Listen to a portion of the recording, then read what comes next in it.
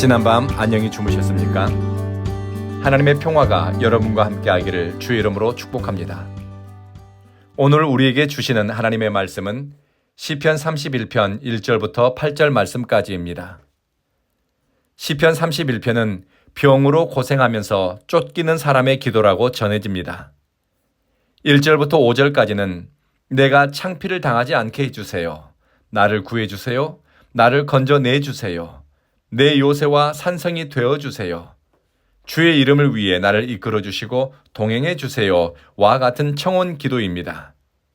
그리고 5절부터 8절까지는 감사 내용입니다. 주님이 내 목숨을 구해주셨습니다. 나는 하나님을 의지합니다. 나는 기뻐 소리칩니다. 기도할 때 많은 말을 해야 할 것 같은 부담감을 가진 사람이 있습니다. 또는 신앙적으로 멋진 말로 기도해야 된다는 부담을 느끼는 사람도 있습니다. 그런데 시편 31편 병에 걸려 고통당하는 사람의 기도를 찬찬히 살펴보면 기도 언어가 의외로 단순하다는 것을 알 수 있습니다. 느끼는 감정, 생각의 흐름, 두려움, 고통, 염려 이런 것들을 감추지 않고 하나님 앞에 진심으로 드러냅니다. 진심으로 기도한다는 것이 간절히 기도하는 행위이면서 꾸미지 않은 있는 모습 그대로 하나님 앞에 드러내는 태도이기도 합니다. 제가 영성 지도를 받을 때 교수님이 그러시더군요. 기도로 하나님을 설득하려 하거나 자신의 상황을 객관화하지 말고 있는 그대로를 드러내고 하나님께 표현하세요. 오늘 읽은 시편 31편은 믿음의 사람이 하나님을 신뢰하지만 감당하기 버거운 현실 앞에서 염려하고 근심합니다. 그런 근심과 염려, 두려움이 오히려 하나님을 찾게 하는 동기로 작용합니다. 나를 잡으려는 대적과 불리한 상황 앞에서 너무 무기력한 자신을 인식하니 하나님의 인도하심과 이끌어주심, 동행하심을 간절히 요청하게 됩니다. 다윗은 상황이 절박할 때, 내가 무기력하고 연약하다 싶을 때 언제나 그의 중심을 하나님께로 향하는 것이 몸에 익숙했습니다. 이것이 다윗의 영적 저력이었고 인생의 지혜였습니다. 여호와여, 주님께로 내가 피합니다. 주님께로 피한다. 이 단어는 폭풍우라든지 어떤 예기치 않은 어려운 상황을 만날 때 몸을 숨기는 행위를 의미한다고 합니다.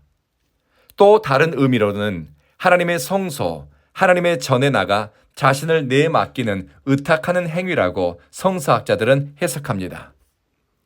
예측할 수 없는 어려움, 생각지 못한 곤란한 일을 당할 때 하나님 앞에 엎드리는 행위를 가리켜 주님께 피하는 것이라고 다윗은 이해했습니다. 이렇게 하나님께 내 몸과 삶을 의탁하는 행위 저 밑바닥에는 하나님에 대한 깊은 신뢰가 있습니다. 다윗이 고백한 것처럼 부끄러움을 당하지 않도록 보호하시고 주님의 올바름으로 보호하시고 이끄시고 동행할 것이라는 확신이 있습니다. 다윗은 자신이 사냥꾼에게 쫓기는 존재, 사냥꾼의 올무에 걸린 짐승처럼 어려운 상황에 처했음을 깨달았습니다. 누군가 뒤를 쫓고 악한 의도를 가지고 접근해 온다면 심령에 근심이 찾아오고 일상의 안식이 사라집니다. 사냥꾼의 그물은 삶을 위협하고 기쁨을 깨뜨리는 것들입니다. 하나님께 도와달라고 구원해달라는 요청과 기도가 마치 방언처럼 터져나왔습니다. 하나님께 구원을 요청하고 이끄심과 인도하심을 구할 수 있는 것은 하나님이 의로우시고 공의롭기 때문입니다. 분명 내 상황이 억울하고 정말 힘든데 가끔 하나님이 공평하신 분인가? 라는 의문이 들 때가 있습니다. 다윗은 하나님은 의롭고 공의로우신 분이라고 고백합니다. 상황에 따라 신앙 고백이 달라진 것이 아닙니다. 내가 믿고 사랑하는 하나님에 대한 신앙 고백으로 현재의 내 상황을 바라보고 또 그 문제를 넘어서기 위해 맞섭니다. 구원은 참되신 하나님에게서 납니다. 하나님은 고난당하는 자의 탄식에 귀를 기울이시고 하나님을 의지할 산성과 반석으로 삼는 사람을 기가 막힌 웅덩이에서 끌어내십니다. 믿음의 기도는 자기 암시나 어떤 확신보다는 의로우신 하나님, 거룩하신 하나님, 신실하시고 인자하신 하나님이 그의 백성에게 자비를 베푸실 것이다는 믿음으로 기도하는 것입니다. 하나님은 자신의 영혼을 주님의 손에 의탁하는 사람에게 숨을 바위가 되고 몸을 피할 요새가 되어주는 줄로 믿습니다. 이렇게 사는 사람은 뜻을 정해 허탄한 것과 악을 꾀하는 사람들과 이웃하지 않습니다. 6절을 새 한글 번역으로 읽어드리겠습니다. 나는 싫습니다. 가치 없는 헛것들에 매달리는 사람들이.